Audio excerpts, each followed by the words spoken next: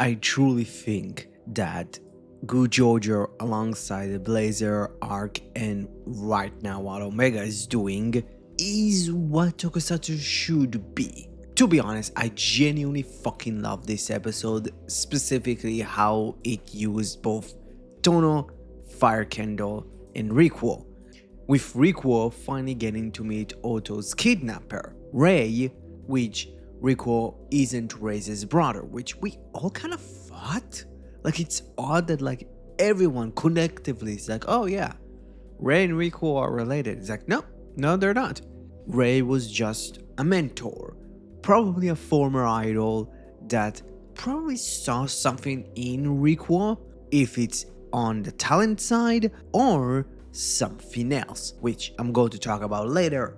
But he pretty much kind of was his ride or die until something happened and he quote unquote died, which we don't know if it's metaphorically or in the literal sense. Something happened, they broke off, and now he's kind of back after pretty much he got to see him, like, oh, that's him, and they got to kind of get to some sort of a contact, and he pretty much requested him for his help, kind of like a little favor to somehow get some take backseat with his death.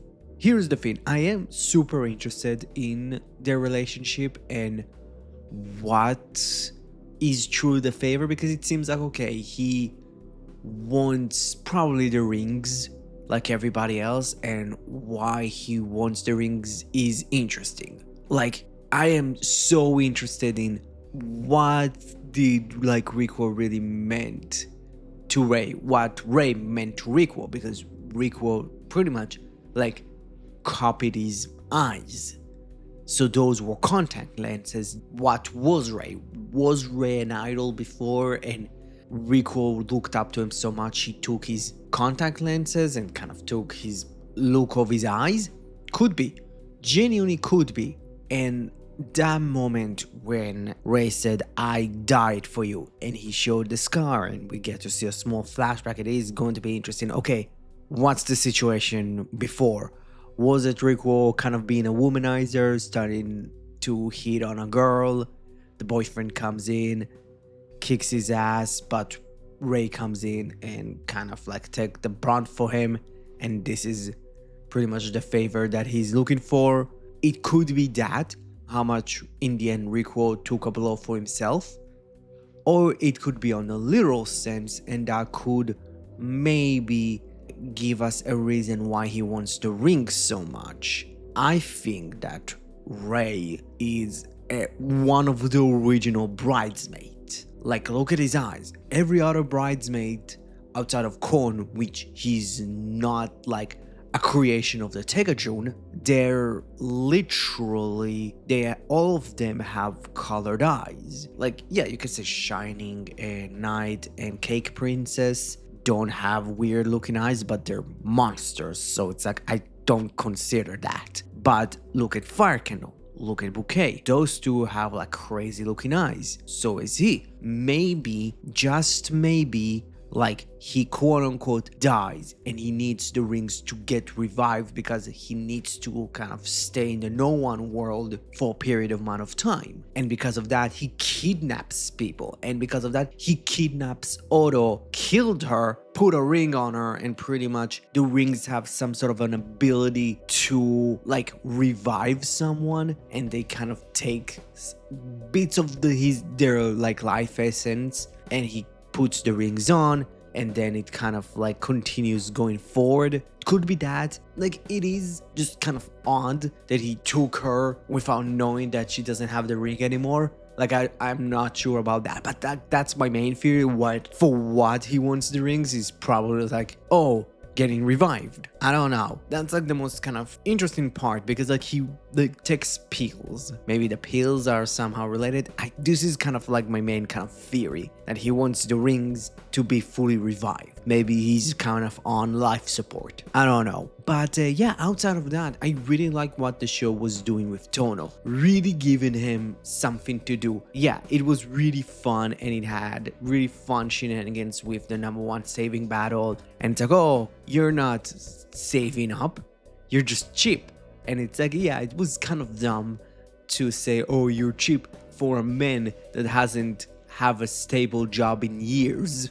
But like, I do like that this was very much about driving Tono to kind of realize a dream to fight for, and it worked really well. It was really funny that not only like Tono somehow caught 50% of the monster's powers, but also the small explosion was fucking hilarious. I don't know. And the fire candle being lost for power now works amazingly for his characters. After pretty much before getting the Shinken Red Ring, being on the losing end a lot more than on the winning end, he's trying to overcompensate. So he tries to fight and defeat a lot of universe heroes, which he got to defeat this week. Red Buster, which collectively, when we learned that Red Buster Universe Warrior is going to appear, we all said, oh, that's Ray. To be honest, it was so funny that somehow even the writer's room knew that we're going to think about that, because Ray is being played by Blue Buster. So pretty much the way they kind of shot it, we just saw Fire Candle, we saw a silhouette of a man wearing the same type of sunglasses. Like, we didn't get to see his face until he removes the sunglasses. There is like genuinely a spot where he rolls and like he still got the sunglasses on, which is fucking impressive. And he takes them off, and it's not Ray, it's Kiji brother. It's Kijino from Dawn Brothers, which, oh fuck, I loved. Not only because it's Dawn Brothers, how much the side specials after the show came out weren't really great, and I think they quote-unquote diluted a lot of the characters. I still have a lot of great memories of the show. So hey, it's Kiji brother. It's fucking great. It's great to see him back. But also, Kiji brother is based on a pheasant. A pheasant is a type of a chicken. Also, he's like literally having a like his restaurant, his truck stop is a fried chicken restaurant. This is so fucking hilarious. This is great. This is great attention to detail. And having that lost for power, waking up the Orca Buster, giving Fire Candle the Super Shinken Red form, fucking cool. Loved it. This was fucking special to me. Like, I don't know, seeing that suit again in full HD now, like, man, I can't fucking hate it. But I am interested of what the fuck is the Orca Buster? Is it another deity? How the fuck it is related to like every other deity in the show? So it's like, how the hell it's connected? Because it's not like, oh, it's an unknown thing. Kuma knew about it. Like, see Kuma's face, like he literally saying, wait, how the fuck you're here? Almost like I don't remember what he specifically said, but he pretty much said, what the fuck? Who the fuck are you? How the fuck you're back? Like, that's interesting. So I'm interested to know a little bit more about that. But yeah, like, overall this episode was fucking great. Like, it had the right tone for each part of the story. They're really kind of like funny and goofy side for Tono, but also with enough seriousness and enough kind of points to actually develop Tono and give him way more of a drive. Rikuo being a lot more serious and a lot more of the serious side of the episode, while like Fire Candle is fully going like mad for power, which I do like. That Bouquet is like, oh no, he's going mad. And it is going to be interesting when Fire Candle is going to die, because it is very obvious that Fire Candle next week is sadly going to die. Is Ray going to take kind of like Fire Kendo's spot, and Rico is going to take the Tono spot, and they're going to be the rivals for like this kind of couple of arcs. And we're going to maybe have it with each and every member of the Gozyugers, maybe outside of Goju Puller, because that Goju Puller, if you think about it, he's an enemy of everyone. He just wants to be a god of his own, so that's going to be interesting. Maybe his final boss is like fucking Tekajun. It's going to be a battle of the two people that want to be god. I don't know, but this fucking episode was amazing. It given me everything that I want. This one gets an S+. So, what you thought about Gozyuger episode 22? Comment below, let me know. Thank you very much for watching the video.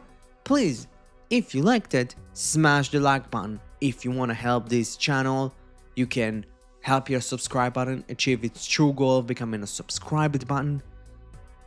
Also, watch my Why Do I Love Samurai Sentai Shinkenger video. Also, don't forget, you're the only one that can prevent forest fires.